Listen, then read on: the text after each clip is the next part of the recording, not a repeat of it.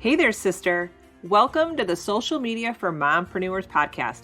I'm your host, Allison Scholes, and I am on a mission to help mompreneurs like you ditch the Instagram overwhelm and take control of your time on the app and build an extraordinary brand and business, but still be fully present with your family and just be crazy happy with your life. This show is filled with Instagram strategies, marketing hacks, branding and business tips with a side of coffee and Jesus. If you're ready for some juicy content, you know what to do. Hand your kiddos those tablets, open those juice boxes, grab your coffee, whiskey, or wine, and let's dive in. Hey everyone, welcome back to the Social Media for Mompreneurs podcast. And my friend Jessica is here today. And Jessica is actually a returning guest. She was actually on my show before, and she was in one of my hot seat coaching calls for that episode. So that was a lot of fun to work with Jessica.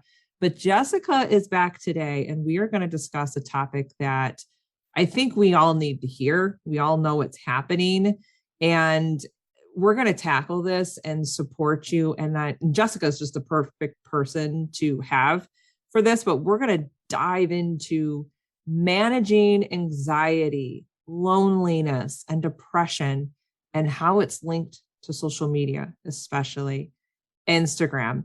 I know that I'm always talking about Instagram or social media and how much I love it, but I think we also need to recognize the negative impact as well, so we can really have the best mental health we can and pass that on to our kids as well. So that was long-winded, but welcome to the show, Jessica. Hey, Allison. I'm glad to be back. I think it'll be a good conversation.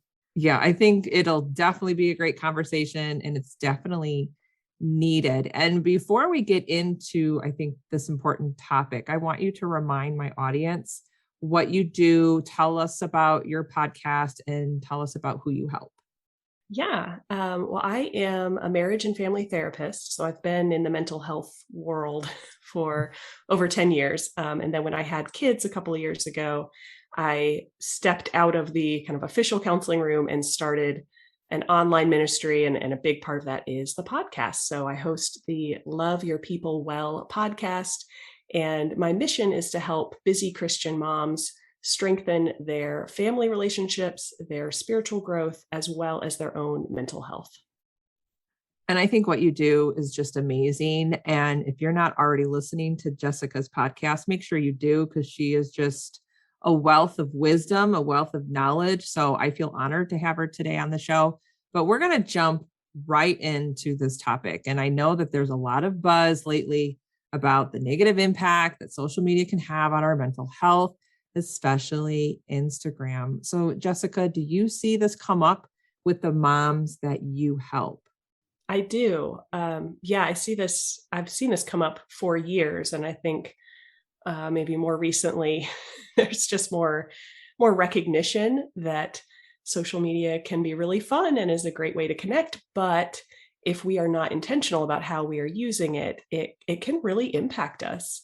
And so that it does impact a lot of moms. And I think moms probably experience it in a bit of a unique way because we want to share about our kids and, all the cute and ridiculous things that they do. And mom life can be very isolating. And certainly so can starting your own business. And so the more isolated we might start to feel in real life, we're at home, we're with our kids, we're busy, but we want to share that. We want to be engaged. We turn to social media. And we aren't always thinking about how is that impacting me, sometimes until it's too late. So I do see this come up with a lot of moms trying to figure out, how is this impacting me? How can I stop it? How do I use it well?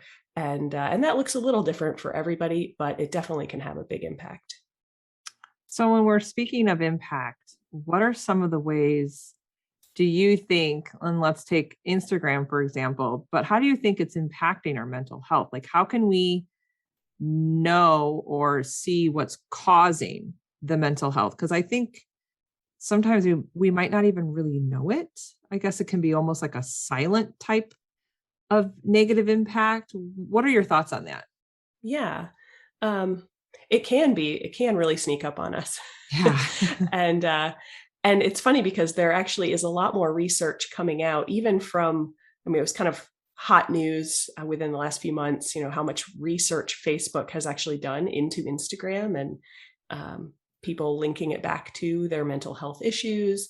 And so there's more and more research coming out about it. But I purposely try to not stay like super in the know with all of the news. Like you can spin down that rabbit hole and Yes. and get anxious and get scared. And so I've read some of it, but I would not claim to be an expert on like the research that's coming out most recently with statistics and all of that.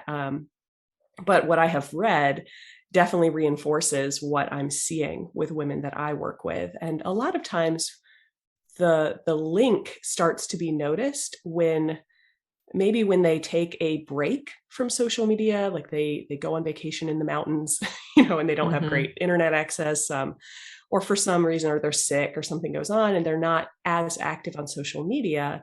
And they'll realize after a few days or a week later, like, I feel different. I feel more relaxed. I feel more at peace.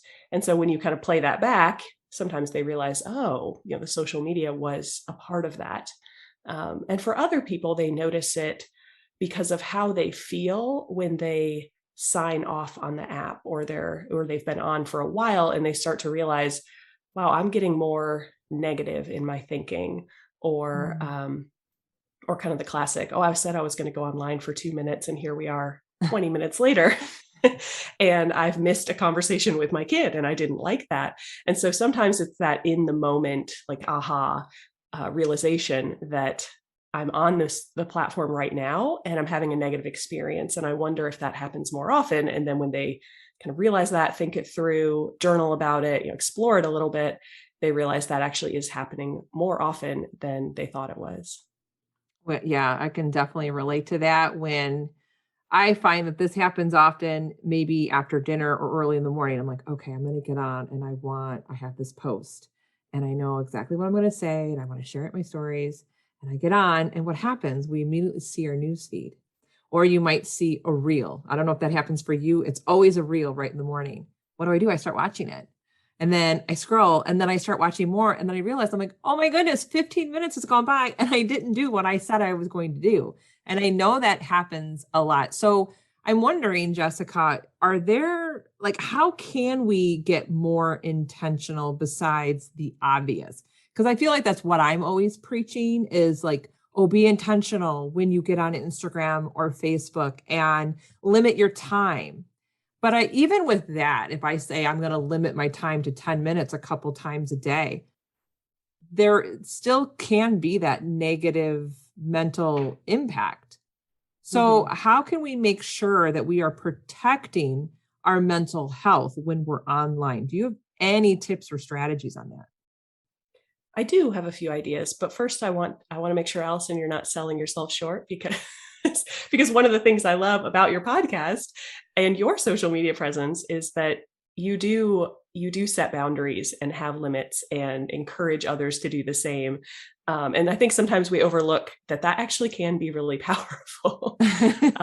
Especially if for myself, if I've prioritized, like I have 10 minutes online, and if I don't make the post I'm planning to make and the timer goes off and it's been 10 minutes, then I'm signing off and I didn't do what I needed to do and my business is going to suffer. And sometimes we don't always take it that far, but having clarity on what are my boundaries as far as time, that actually is a really important part of it. And I think in part because that limits, especially as mompreneurs, if I'm going online to build my brand, to share my message, well, by default, then I have less time if I'm sticking to 10 minutes or 20 minutes, whatever time limit we set. If I'm sticking to that time limit and I'm focusing on how can I contribute and help and encourage others, then by default, I have less time to be influenced by other people if I'm sticking to those boundaries. So I don't want you to sell yourself short on how powerful that those boundaries and that time management can be. But some other strategies that I have found are helpful for myself as well as for some other women that I've worked with. First of all, is to be intentional about who they follow, because I think sometimes we see that funny reel or something pops up and we think, oh, that was entertaining, and so we we follow. And then we don't really notice over time that that person, that might have been kind of a one-off for them, that they were encouraging, and usually maybe they're very judgmental or negative, or something's going on. And even if it's not that they're negative, maybe they just like I follow some women who are fitness coaches, and they'll post these workout videos, and I will find myself like, oh, that was entertaining, or that was encouraging, that was informative, but I don't walk away feeling great about my body because I was watching your body. You're on the beach and you're sculpting, you're doing all your things. And that's not to say that's bad for their brand, or for what they're trying to do. They're trying to help people.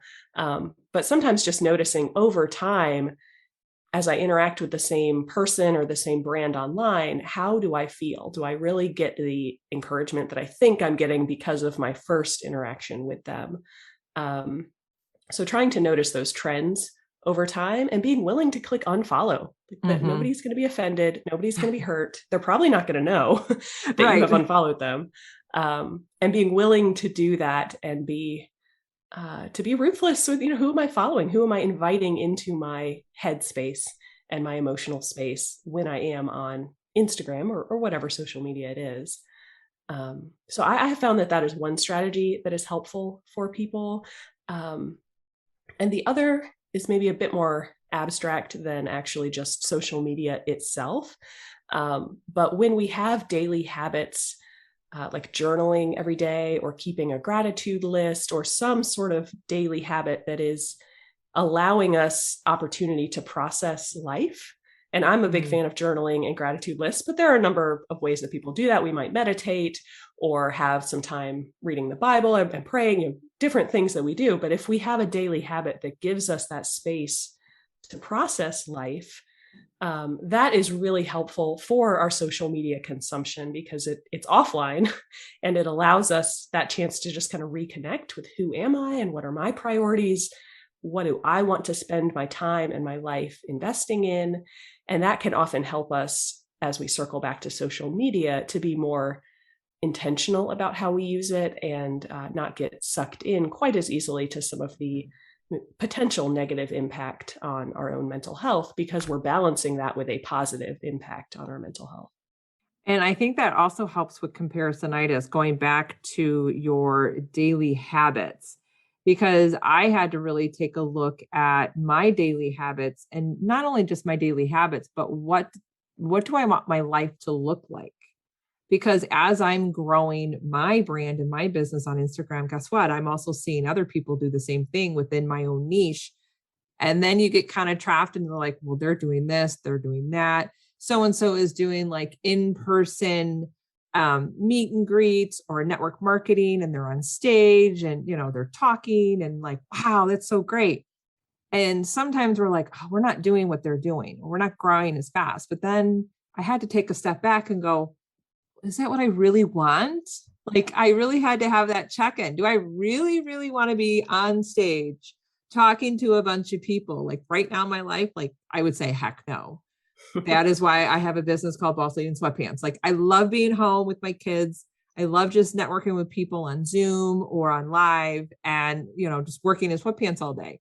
But we get that, comparisonitis kind of creeping in and going, I'm not growing as fast as they are. I'm not as good as they are. And that really plays into our mental health. So I have a question for you, because both you and I grow our business and brands on Instagram, and we also inspire and help others. How can we be, I would say, good or responsible mentors or coaches to others online? Like, how can we help other mompreneurs protect their mental health? Yeah, that's a great question that we probably all should have when we're going online from any sort of professional standpoint. And I think that I have a few thoughts about that, and part of that is definitely influenced by myself. Like, I was not big on Instagram before I started the Love Your People Well podcast, and so I've had to wrestle with this over the last few months. And part of it is deciding in advance, hopefully, or being intentional along the journey to know what is my goal as a woman, as a mom, as a mompreneur, as a business owner? What is my goal, and how can I be authentic in that?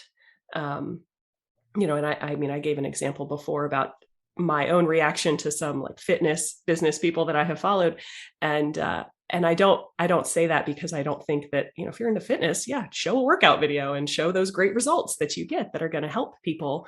But I had to realize and be okay with myself that, like, am I going to show my messy mom bun in my pictures or not? Like, where's that boundary of like, how professional am I versus how personable am I? And if we are willing and able to be a bit more real and raw with people, and I don't mean just like every time I'm posting, it's a big therapy session for the world to read and observe, but if we can show people a level of our reality that, I don't always look perfect. Even, that fitness mom, there are days where, you're not feeling it, you're wearing the sweatpants, you're eating ice cream, whatever. But figuring out within your niche, within your brand, where is that line that you're comfortable with that hopefully can show your audience not just a picture perfect, polished version of yourself, but something authentic that is true within your brand and within what you're trying to do, who you're trying to serve. So that, I think, is a big part of it, that if we are authentic online, that goes a long way with helping other people to not necessarily start comparing themselves to us and start thinking, I see the best part of Jessica as a mom on Love Your People Well, and I compare that to the worst part of my life because I was yelling at my kids this morning. I'm not saying I post about yelling at my kids, but I do try to be real that I struggle with patience sometimes. And here's things that help me with that. So the more that we can be real and can be authentic, I think that helps our audience and their mental health. And another thing that sometimes is helpful is to consider not just what message do I want to get across with the content, with the reel I'm making or the carousel post I'm making, but also what reaction do I hope the other person will have? Am I hoping that this will make them feel encouraged or nostalgic or inspired? And if we can try to get a bit of an objective look, because we're obviously biased, we created the content and we know I want them to be inspired or whatever it is. But if we can look at it with an objective viewpoint, I might want them to feel inspired when they see this picture. But do I think that's really what they're going to walk away feeling? And obviously, the more we do that, the more that becomes just a natural part of evaluating our own content that we are putting out there.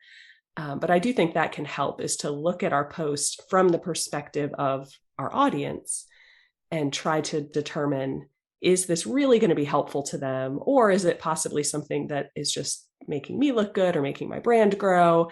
And making sure that we're trying to find a balance that is not just growing our brand, but is helping our audience.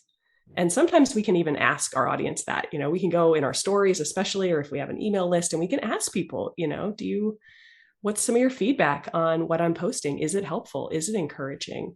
Do you ever feel some comparisonitis coming up or some mom guilt coming up? And if they say yes, then we should wrestle with that. And we should try to explore, why is that happening? And how might we be able to tweak our messaging or our pictures so that we have that actual desired impact on people? I love that. And I want to go back to something that you said earlier, because this word or phrase, I guess, just kind of popped in my brain, going back to social media and our mental health and like our goals and why are we there in the first place and being intentional. Something else that I have thought about, and when you brought up the example of the fitness mom on the beach or whatever, and she's probably telling you to, I don't know, do like 1,000 squats or whatever, I see all the time, because I will sometimes watch fitness and health because I'm concerned, or not concerned, but I work on my fitness and my health as well. And like the biggest thing that's out there is like tracking your macros. Can I tell you, Jessica, how many times I've opened my Fitness Pal? I will track my macros for like 3 days. And then I'm like, I'm done. I can't stand this. I don't like this. So the word that comes to my brain and how we can apply it to social media is sustainability.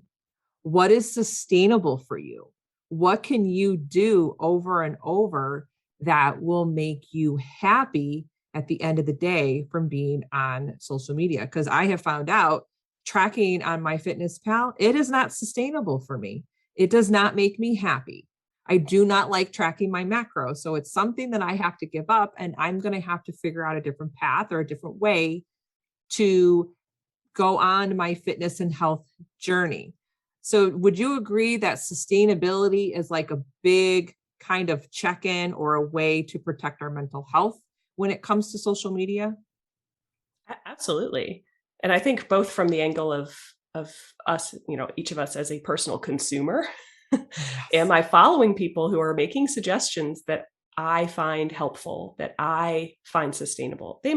Tracking your macros, that's probably great for a lot of people. But if it's not great for you, you probably don't need to waste your time following 10 different people who all suggest 80% of the time focusing on tracking your macros. It's not going to benefit you. And then when we think about that from our brand perspective, obviously neither of us is a fitness coach, so I'm not going to talk about macros on my social media. But I could talk all day long about parent-child dynamics because I'm passionate about that. I'm educated in that. I live that out day in and day out as a mom. And so I can talk about that all day long. That is sustainable for me. And so it makes sense. And it's within my brand, it's within my niche. So I do focus a lot on that area. So yeah, I think personally, what am I consuming? Am I consuming content and engaging with people online who inspire me in ways that are sustainable? And am I contributing as a business owner and a brand? Am I contributing in a way that is actually encouraging for me, that I enjoy and that I can get excited about, passionate about? That's going to come through. I know it's online and like people aren't looking at my face as I'm sending it, but that consistency and sustainability goes a long way. Our audience is going to know, is this something you actually enjoy and believe in? Or are you just saying all the right things so that I'll buy from you? People figure that out pretty quickly. And that's a good Yes, thing. they sure do. Oh, I love that answer. Now, I do want to switch gears, and this is something that I know all moms are wondering.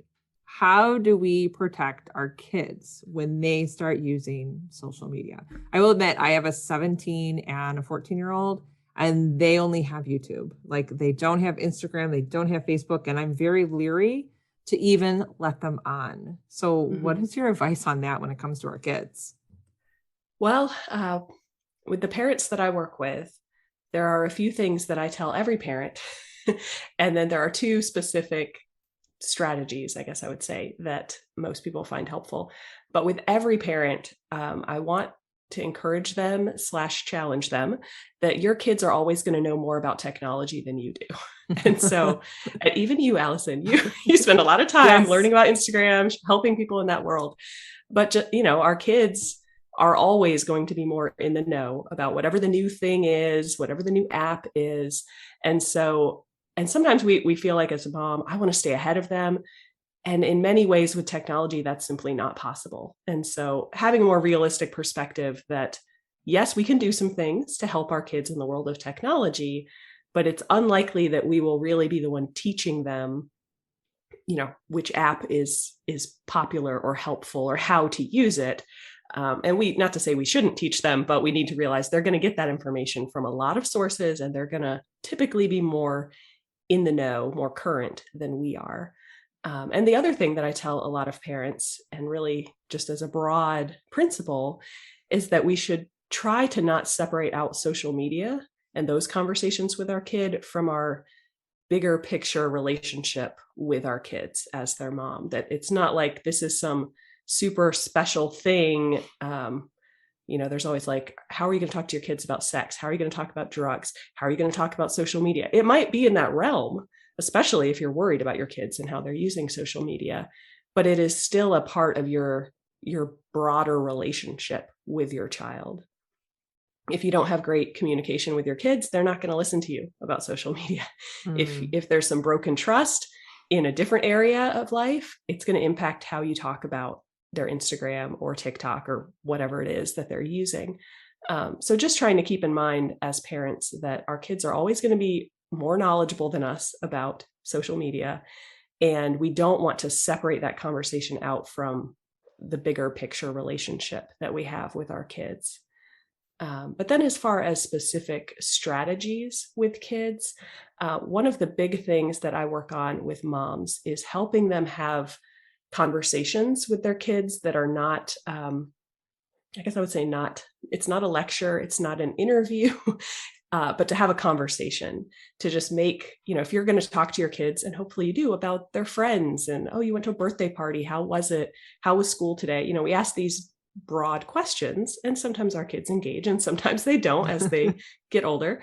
But to make social media a part of that, how are you using TikTok? What funny stuff have you watched lately?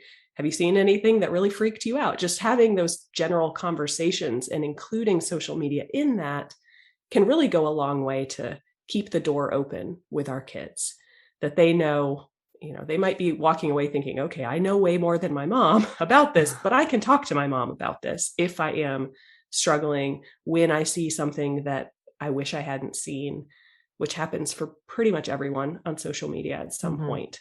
And if we've had broad conversations, general conversations, non-judgmental, non-lecturing conversations, our kids are a lot more likely to talk to us when they're struggling or trying to figure something out. And then the other strategy that I encourage for parents is to look, this is always kind of hard. It's hard to explain without maybe a deeper conversation, but to look at your kids' phones, to hold their phone in your hand and ask them, hey, scroll through, show me the apps you're using the most. Hey, let's open your settings, because you can look together at how much time is being spent in different apps. And I know for some parents, there's like a big concern about privacy and, is it their phone or is it my phone? Most of the time, mom, you paid for it. It's your phone. Who pays for the plan and all of that. And so I realize every family is different. And that is often a conversation that parents struggle with. If you've already set the stage that, like, this is your phone, I'm never going to touch it, I'm never going to look at it. It's a lot harder to go back from that. Versus like my kids, they're toddlers. They don't have phones yet. And who knows what social media will look like when they do. But if they were about to turn 13 and I was about to get them a phone, I would hopefully go into that framing it that, hey, this is my phone that I'm going to let you use. And at least once a week, but maybe more, we're going to look at it together. We're going to open it up. We're going to go through it. Just to make sure your kids know, like, mom is checking in on me in this world. And that doesn't mean they can't hide apps. I mean, there's all sorts of things kids can do. But again, if you're having good conversations about life, they're a lot less likely to try to hide things from you. And if you're holding their phone in your hand and looking at it with them, there's a lot more likely to be transparency about what's going on and opportunity to show them, who do you follow? What does your social media use look like, so that they can see that modeled, hopefully in a healthy way.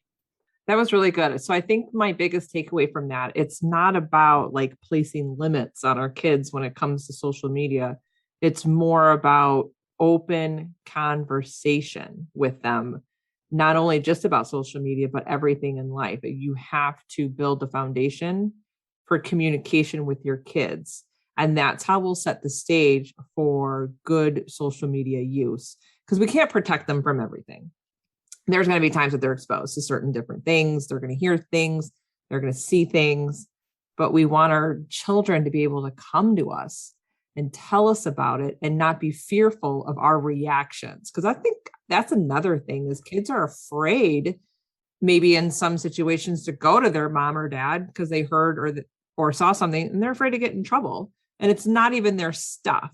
So I think it's us parents need to take responsibility to let them know they can always come talk to us about it. They're not going to get in trouble.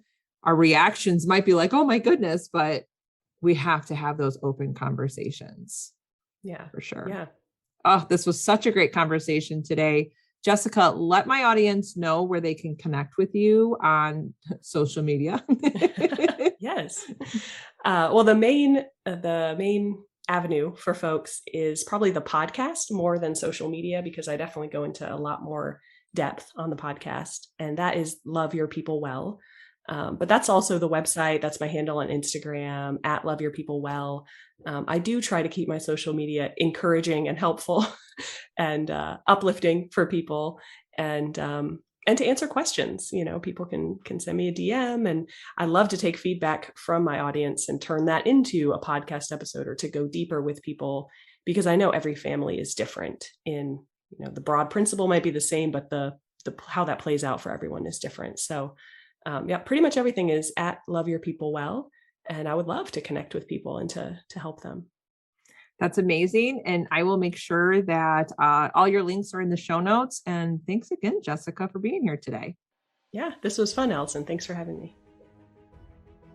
I can't thank you enough for listening today and supporting this show. The best way to support me and grow the podcast is by leaving a written review on Apple iTunes. I promise you, I read every review and take them to heart. And don't forget, head to BossLadyInSweatPants.com to grab all my freebies, or hang out with me on Instagram at Allison Scholes. I'll see you soon.